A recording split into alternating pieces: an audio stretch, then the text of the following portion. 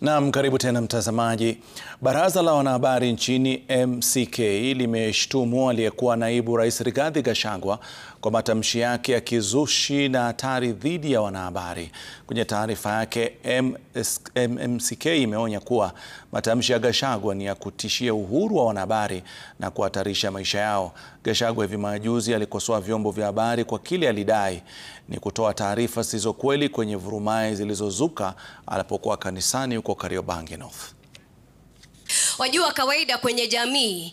Naibu Rais Rigathi Gachagua alirusha makombora makali dhidi ya wanahabari akidai kuwa waliripoti visivyo.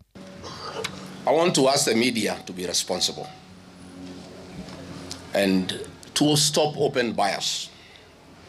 On Sunday, I said that DCP is in talks with Wiper and other parties in the United Oppositions.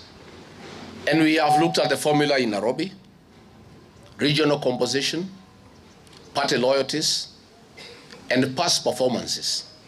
Matamshi ya Gachagua yakifuatia hafla ya shukrani kanisani iliyofanyika eneo la Kariobangi North na kukumbwa na ghasia. Kwenye taarifa yake Jumatano, Gachagua aliendelea kushtumu baadhi ya vituo vya habari na wanahabari, na naibu huyu wa rais wa zamani akiendelea kuwarushia cheche zaidi wanahabari kuhusu taarifa hiyo.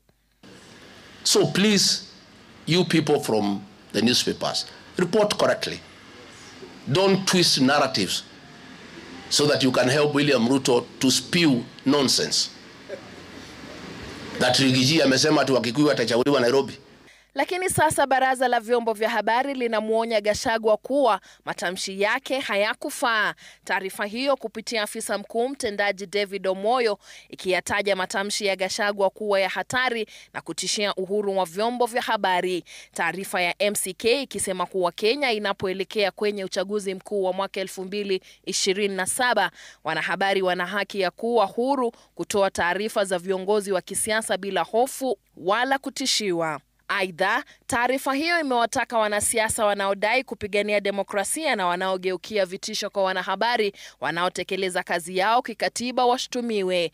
MCK ikiendelea kuwakumbusha viongozi wa kisiasa kuwa uhuru wa vyombo vya habari umelindwa kwenye katiba na kuwataka wanahabari kuendelea kutekeleza majukumu yao bila